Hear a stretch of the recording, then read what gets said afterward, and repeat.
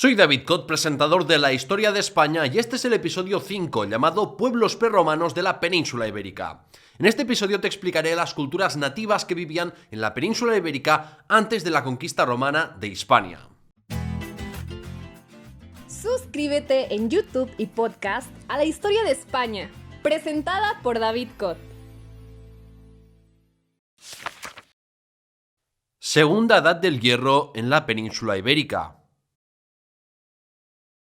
Hacia el 550 a.C. empezó la Segunda Edad del Hierro en la península ibérica, y eso implicó una generalización del uso del hierro en la península ibérica, un aumento en la cantidad y variedad de herramientas y la intensificación de los contactos con los púnicos, griegos y finalmente romanos. Los pueblos prerromanos o paleohispánicos se agrupan en dos grandes categorías lingüísticas: los no indoeuropeos y los indoeuropeos. Los indoeuropeos los definen los lingüistas por ser pueblos que comparten una lengua en origen y que tras su expansión desde el Cáucaso y las estepas ucranianas habrían dado lugar a numerosos pueblos y lenguas, tales como el griego, el latín, el germánico o el celta. Los indoeuropeos habrían llegado en distintas oleadas migratorias desde el 1200 o 1100 a.C. hasta el siglo VI o V a.C., y ya no compartirían la misma lengua en el momento de sus migraciones en la península ibérica. Dentro de los no indoeuropeos encontramos a los iberos, turdetanos y vascones. Y dentro de los indoeuropeos tenemos a los numerosos pueblos celtas y otros que ocupaban el centro, norte y oeste peninsular. Cuando hablamos de celtas lo hacemos en términos culturales y no genéticos. O sea, no hay que imaginarse que se produjeran grandes migraciones indoeuropeas que reemplazaran a la población indígena de los lugares donde emigraron. Los sustratos indígenas se celtizaron o adoptaron otras lenguas indoeuropeas, como fue el caso de los lusitanos.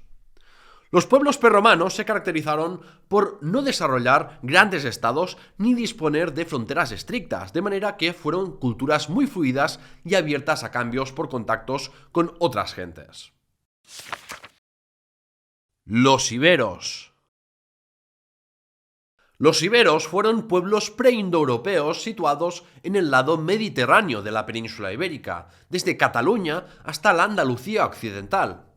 La cultura ibera se fue gestando entre los siglos VI y IV a.C. como una cultura de carácter cada vez más urbano e influenciada por los contactos con griegos y fenicios, como podemos observar fácilmente en sus obras artísticas.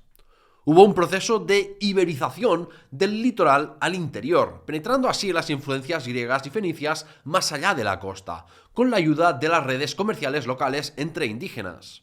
Al no haberse formado una entidad política ibera que homogeneizase bastante la cultura ibera, pues solo se pueden decir generalidades de las sociedades iberas que pueden variar bastante según la región o poblado. Las sociedades iberas se caracterizaban por ser las más urbanizadas de la península ibérica, las más abiertas a los contactos con otras culturas mediterráneas y las que tenían una economía más desarrollada y comercial. Políticamente el mundo ibero estaba fragmentado y los iberos se organizaban normalmente en sociedades de jefatura que dominaban varios poblados, atalayas y vías de comunicación, aunque pudieron existir algunas entidades políticas calificables de Estado y que fueran unos reinos pequeños. Las formas de gobierno eran variadas, desde un cacique o líder militar que concentrase el poder y cuya posición podía ser o no hereditaria, consejos de ancianos, asambleas políticas de aristócratas o guerreros, o hasta ciudades-estado con reyezuelos.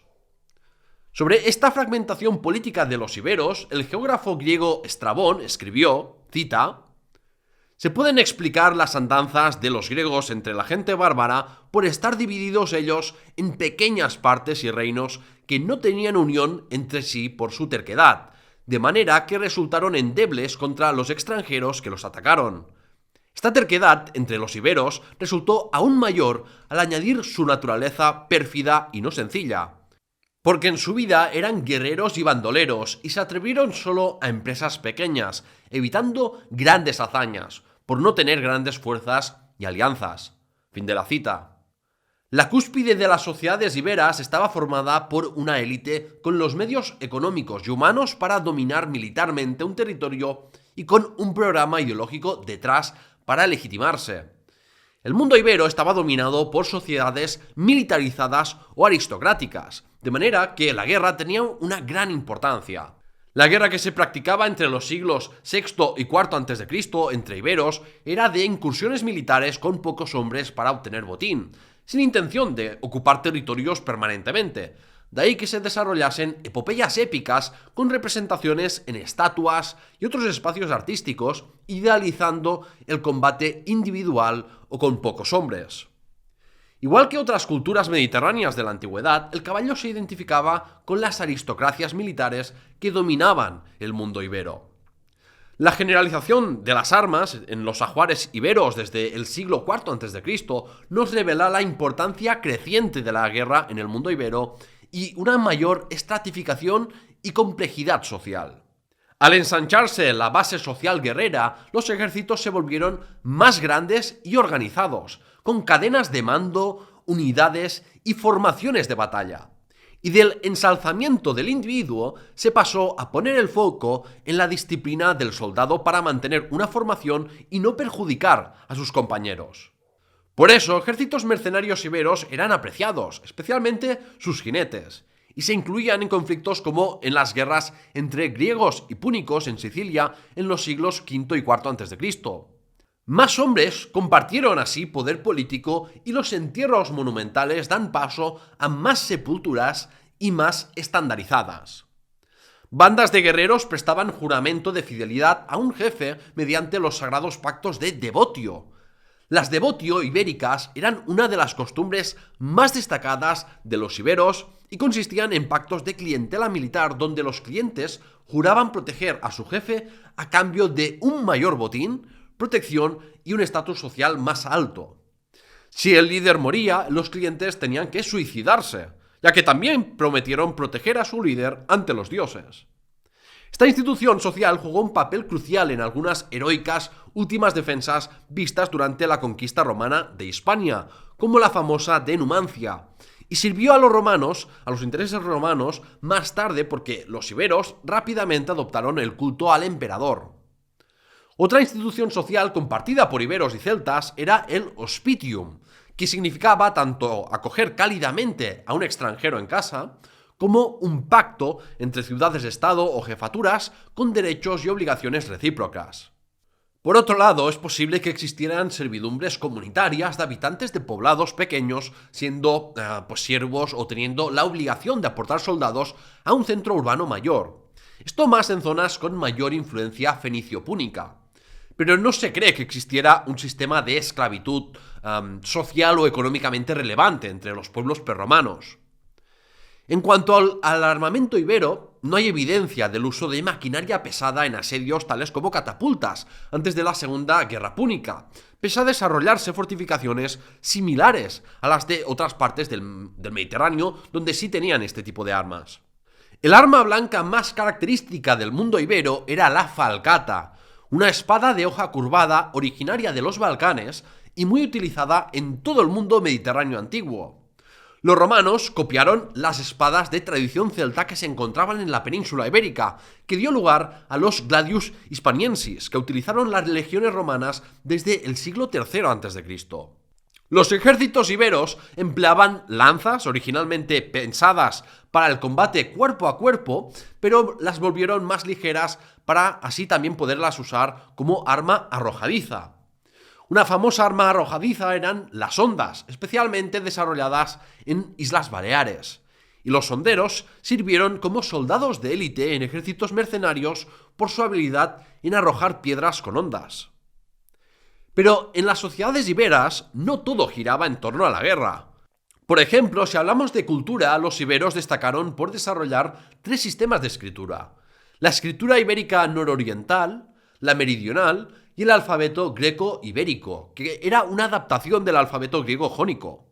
Los 2 primeros no eran alfabetos, sino un mixto entre un alfabeto y un silabario, los conocidos como semisilabarios, que tenían signos que representaban fonemas y otros que representaban sílabas.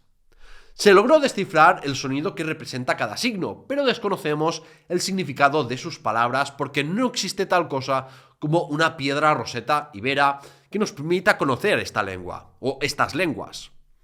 Otra manifestación cultural está en el arte ibero, sobre todo conocido por sus esculturas, como el jinete de Porcuna, Jaén, o las esculturas del santuario heroico de El Pajarillo de Huelma, Jaén también. Estas esculturas decoraban santuarios y monumentos funerarios y servían para ensalzar un linaje dominante o para reivindicar los valores asociados a los guerreros y representar mitos épicos, similares a los poemas homéricos o a la epopeya de Gilgamesh. Se han encontrado estatuas de mujeres en necrópolis, como es el caso de la Dama de Baza, o bustos que tenían un hueco que contenía restos humanos incinerados, como fue el caso de la famosa Dama de Elche. Igual que ocurre con las escrituras griegas y romanas, originalmente estaban pintadas y solo con el tiempo han perdido su color. Sobre las costumbres funerarias iberas predominaba la incineración de los cadáveres y luego se depositaban las cenizas en una urna, cerámica o escultura en el caso de los aristócratas más acomodados. Las necrópolis iberas revelan la estratificación social de estas sociedades, con tumbas monumentales y con ricos ajuares funerarios con armas y joyas en el caso de las élites sociales. Los iberos creían en el más allá, creían que el alma traspasaba al mundo de los muertos, y por eso dejaban en las tumbas objetos acordes a la vida que llevaron en el mundo de los vivos. Sobre las creencias religiosas de los iberos conocemos poca cosa, pero tenían divinidades propias y otras adoptadas o reelaboradas de dioses y diosas fenicios y griegos. De templos iberos no es que se hayan encontrado muchos. Tenemos el ejemplo del templo de la Illeta dels Banyets en la provincia de Alicante, y está más estudiada su religiosidad en sus hogares o en santuarios naturales, como cuevas, por ejemplo. Ahí los iberos depositaban ofrendas conocidas como exvotos iberos, unas figurillas humanas o animales, normalmente hechas de bronce, que servían para contactar con una divinidad y pedir un deseo o mostrar agradecimiento. En cuanto a los patrones de asentamiento y urbanismo iberos, los iberos generalmente se asentaron en lugares elevados para disponer de buenas defensas naturales y podían amurallar sus poblados. Este tipo de asentamientos, que ya se pueden considerar urbanos, como unas pequeñas ciudades, eran los conocidos como oppidum, que también se podían encontrar en otros territorios de Europa como la Galia antes de la conquista romana. En los mayores poblados iberos como Ullastret, cerca de Emporion, o Cástulo, en Jaén, podían llegar a vivir unas 2.000 o 3.000 personas. Las casas solían medir entre 20 y 40 metros cuadrados, hechas con materiales sencillos como el adobe, y podían disponer de un piso superior, mientras que las casas aristocráticas, de más de 100 metros cuadrados, podían tener un patio. La economía ibera era de base agraria, como no podía ser de otra forma, con predominio de la agricultura cerealista frente a una ganadería centrada en criar ovejas, cabras y cerdos, aunque la cría de caballos también era importante para las clases dirigentes. La alfarería, es decir, la producción de cerámicas, fue cada vez más importante en el mundo ibero, y es que por el número de silos para almacenar grano y de ánforas, podemos decir que existían excedentes de producción empleados para el comercio. La producción metalúrgica ibera también fue relevante y a nivel doméstico las mujeres se dedicaban a la producción textil como ocurría en muchas otras partes del mundo. Los pueblos iberos se familiarizaron con las monedas por sus intercambios comerciales con los griegos y porque algunos sirvieron como mercenarios extranjeros para griegos, cartagineses e itálicos. Por eso, algunas ciudades iberas llegaron a acuñar moneda propia, imitando a las griegas, pero su producción y circulación fue muy limitada y no se puede hablar de que existiera una economía monetizada. Los turdetanos, sucesores de los tartesios. El gran interés académico por Tarteso contrasta con la falta de estudios específicos sobre los turdetanos, de los que no está muy claro cómo hay que caracterizarlos. Por ejemplo, en cuál es su relación con el mundo ibero. Los propios geógrafos y etnólogos antiguos no tenían una definición muy clara de la Turdetania, que según Catón y Tito Livio estaba habitada por turdetanos, fenicios, celtas y bástulos, otro nombre de pueblo prerromano que añadir a la lista. Sebastián Celestino y Carolina Ruiz consideran que la distinción en el nombre de los tartesios y turdetanos no es más que el producto de dos tradiciones distintas, la griega y la romana, que empezaron en cronologías diferentes. De esta manera, los fenicios y hebreos llamaron Tarsis al territorio que los griegos llamaron Tartesos y que los romanos llamaron Turdetania. Aún así, es útil hacer la distinción igual que entre fenicios y púnicos, porque hay cambios significativos a nivel económico y cultural entre el periodo tartésico y el turdetano. Tampoco se observaban diferencias, según Estrabón, entre turdetanos y túrdulos, situados más al norte hasta ocupar el valle del Guadiana y partes de Lusitania. Estos túrdulos podrían no ser más que los herederos de los tartesios del valle medio del Guadiana, que perduraron hasta el siglo V a.C. sin diferencias respecto a los tartesios clásicos. Estrabón incluía a los turdetanos dentro de los pueblos iberos, pero con un marcado carácter fenicio. Yo diría más bien que se les puede clasificar como no indoeuropeos, pero no íberos al mismo tiempo, porque su sistema de escritura y su idioma eran sustancialmente diferentes a los del mundo ibero. La Turdetania era la región más urbanizada de la península ibérica prerromana, y es que para cuando llegaron cartagineses y romanos, los turdetanos habían recuperado los núcleos urbanos grandes propios de Tarteso, tras el probable tsunami catastrófico que azotó el núcleo tartésico en el siglo VI a.C. Tenéis más detalles sobre esto en el episodio 4, Tarteso y la colonización fenicia y griega, si te lo perdiste. Esta es la descripción que el geógrafo griego Estrabón nos deja sobre los herederos de Tarteso. Cita: estos, los turdetanos, son considerados como los más sabios de los iberos. Se valen de un sistema de escritura y poseen documentos de antigua tradición, poemas y leyes versificadas de 6.000 años de antigüedad, según dicen. Los otros iberos también utilizan la escritura, aunque no de una sola forma, como tampoco utilizan una sola lengua. Fin de la cita. Hay que alertar que Estrabón escribía en época de Augusto y su obra tenía la intencionalidad de presentar los pueblos más romanizados de Hispania como los más civilizados, frente a los pueblos del norte como galaicos, astures y cántabros. O sea que, digamos que no hay que tomar estas informaciones de forma acrítica, ¿no? Cada geógrafo de la Edad Antigua elogió la riqueza y fertilidad de la región de los turdetanos, a pesar de que no parece que fueran tan prósperos como solían ser los tartesios. También Estrabón nos dice que los turdetanos exportaban trigo, vino, aceite, sal y por supuesto seguían exportando plata, cobre, oro y hierro, aunque presumiblemente a menor escala a la vista con Tarteso. Los turdetanos eran poco dados a la guerra a juzgar por las informaciones que tenemos, y seguramente su sociedad era notablemente desigual y pudo tener siervos o esclavos. En relación con su organización política, parecen haber estado divididos políticamente en ciudades-estado antes de la llegada de los cartagineses y romanos. Por ejemplo, se menciona un monarca llamado Culchas a la llegada de los romanos, que habría gobernado 28 ciudades con un ejército de 3.000 hombres y 500 jinetes.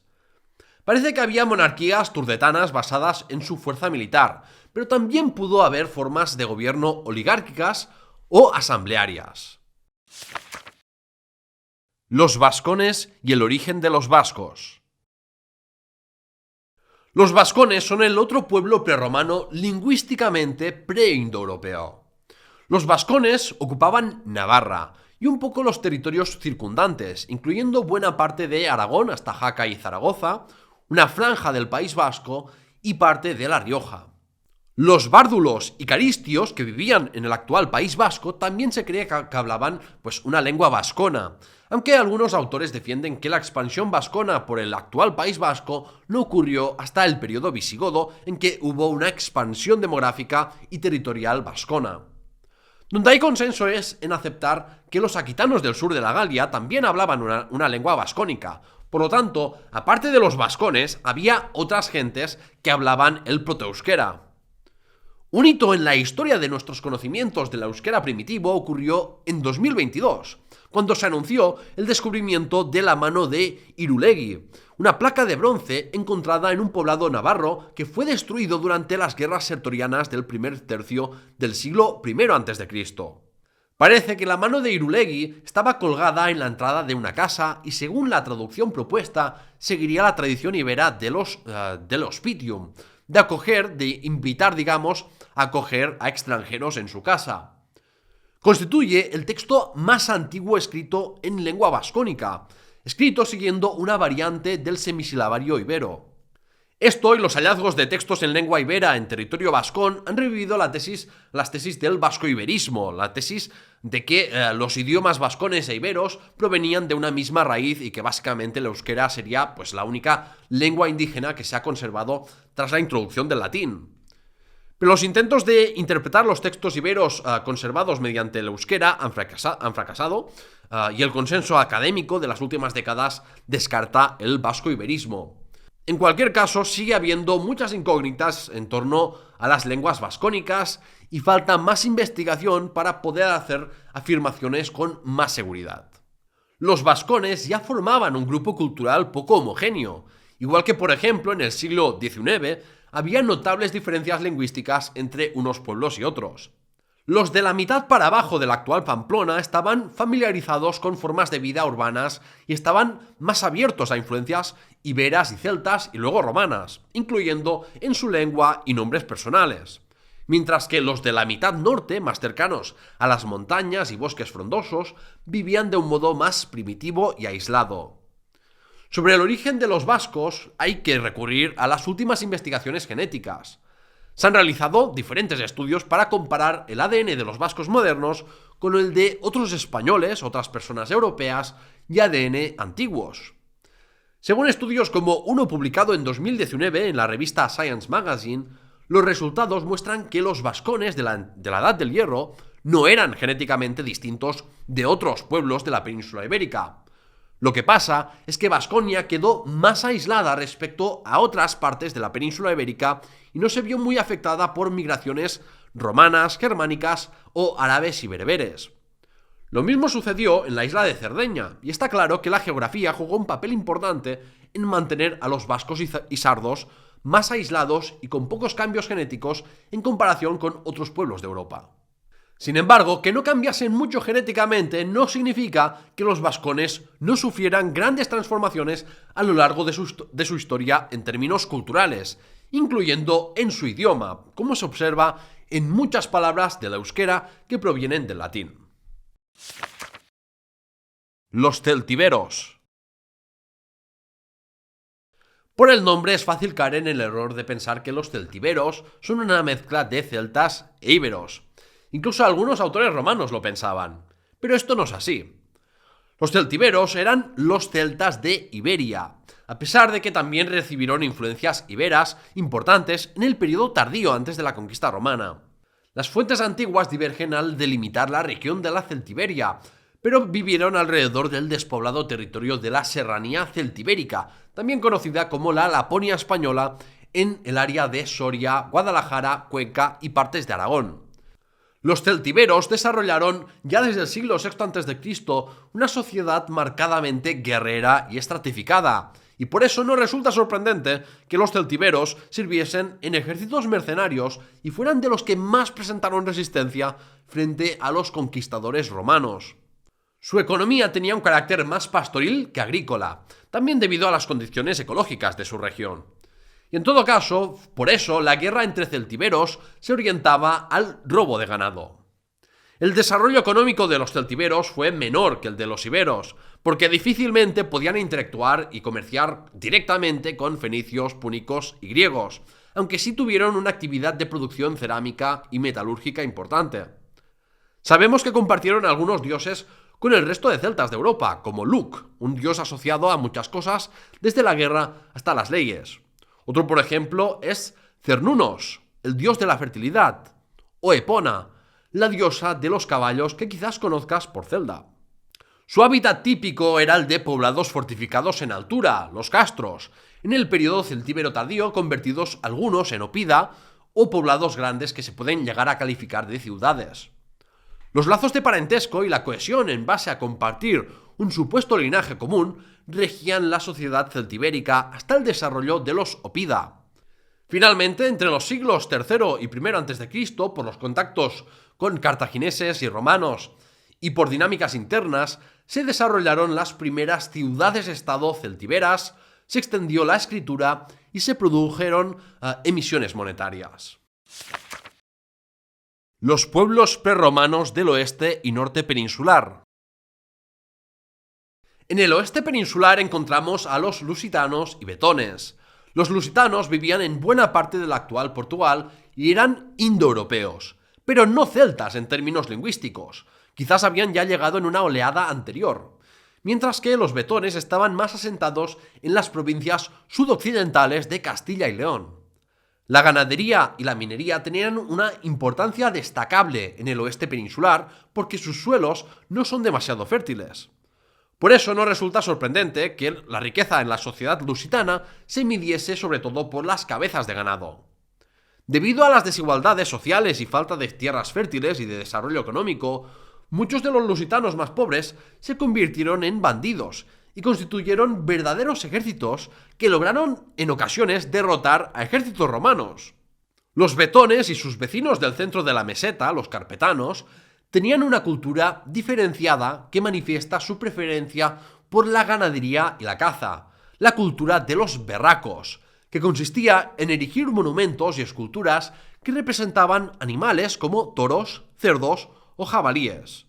Ahí tenemos, por ejemplo, los famosos toros de Guisando de la provincia de Ávila, un lugar históricamente importante también por el tratado en que Enrique IV de Castilla reconoció como sucesora a su hermana Isabel en 1468. El significado de los berracos no está del todo claro, pero podría haber sido de índole religiosa, económica o incluso funeraria. Sea como sea, es un buen reflejo de la importancia económica de la ganadería en la meseta prerromana. Al noreste de los betones, en el valle medio del Duero, nos encontramos a los vaceos, cuya economía era predominantemente cerealista. El historiador griego Diodoro de Sicilia sugirió que los vaceos se regían por una explotación agrícola colectivista. Cita: cada año distribuyen la tierra arable a los labradores y poniendo en común sus frutos, entregaban a cada uno su parte, y a los labradores, que se apropiaban de alguna parte para ellos mismos, daban la muerte como castigo. Fin de la cita. Yéndonos ya al norte peninsular, tenemos a los galaicos, astures y cántabros, que dan nombre a las regiones de Galicia, Asturias y Cantabria, aunque geográficamente no se corresponden a sus fronteras actuales, sobre todo en el caso de los astures. La actual Galicia estaba bastante poblada, tal y como reflejan numerosos castros encontrados. Los castros eran poblados en altura y a veces amurallados, compuestos por viviendas circulares de piedra, muy juntas y sin planificación urbanística aparente, y era el modelo de poblamiento característico del norte peninsular prerromano. Los galaicos eran indoeuropeos significativamente influidos por la cultura celta, pero con un sustrato cultural propio fuerte y con notables diferencias regionales según de qué galaicos hablemos. Los galaicos explotaron sus minas de oro, estaño y hierro y estaban bien conectados a la llamada Ruta del Estaño, la ruta atlántica con la que metales de las islas británicas llegaban al mundo mediterráneo. Sin embargo, el norte peninsular estaba aislado respecto a las más ricas rutas comerciales del Mediterráneo y al contacto directo con civilizaciones más desarrolladas. Por eso se preservaron más elementos de culturas de la Edad del Bronce y el norte estaba muy poco urbanizado y desarrollado económicamente. Por eso, y por las condiciones ecológicas propias del norte peninsular, la agricultura fue poco importante ahí, y siguió teniendo una gran relevancia una economía depredadora de recolección de frutos. La caracterización de Estrabón de los pueblos del norte peninsular como montañeses, salvajes, atrasados y violentos tiene poco valor y responde a tópicos etnográficos. Una de las razones por las que los trataban como salvajes se debía pues a la importancia social de las mujeres en la sociedad astur y cántabra, ya que podían heredar propiedades o concertar los matrimonios de sus hermanos, en contraste con una sociedad marcadamente machista como la romana. Aún así, es erróneo calificar de matriarcales las sociedades de los astures y cántabros, porque aunque tuvieran rasgos matrilineales, los pueblos prerromanos del norte peninsular eran patriarcales.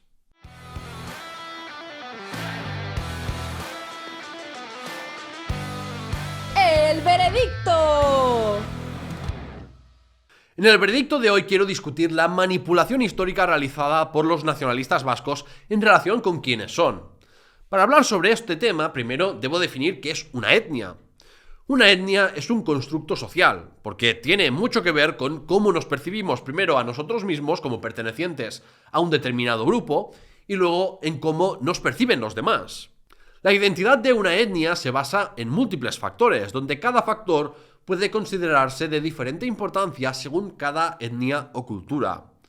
Como factores tenemos la percepción racial, el idioma, religión, cultura material o ideología. Lo que pasa con los vascos es que el nacionalismo creó una imagen de los vascos como una raza antigua, aislada y distinta, como ya hablé en detalle en el episodio de Memorias Hispánicas llamado Nacionalismo Vasco de la raza milenaria a la ETA. Si bien es cierto que los vascos son las gentes de la península ibérica que menos han cambiado genéticamente, también se ha comprobado que la diferencia genética entre los vascos y el resto de los españoles no es muy sustancial. Dos problemas importantes que crean el nacionalismo son el mito nacional, que tiene poco que ver con la historia real, y esto también lo veremos con personajes mitificados como Don Pelayo o Bifredo el Velloso, y el hecho de que el nacionalismo presenta a las naciones como grupos fijos que no cambian, lo que por supuesto es falso. Las personas interactúan entre sí y casi ninguna etnia humana está aislada. Por lo tanto, no podemos entender las culturas o las naciones como entidades fijas, sino como algo cambiante. Ten esto siempre presente, ya que esto se aplica a todos los nacionalismos, y esto lo hablo en muchos episodios. Y con eso, el veredicto termina. Dicho esto, recuerda que si quieres ampliar tus conocimientos sobre la historia de España en Patreon, puedes disfrutar de episodios en acceso anticipado, votar temas para Memorias Hispánicas, aparecer en los créditos y otros beneficios. Así que si te gusta mi contenido, puedes convertirte en mi mecenas en patreon.com/lahistoriahispana. No te olvides de seguir la historia de España Memorias Hispánicas en redes sociales y de suscribirte en YouTube y darle a la campanita o seguir los dos podcasts. En el siguiente episodio voy a tratar el periodo de dominación cartaginesa sobre Hispania y el desarrollo y desenlace de la Segunda Guerra Púnica, que supuso el inicio de la conquista romana de Hispania. Gracias por tu atención y ¡hasta la próxima!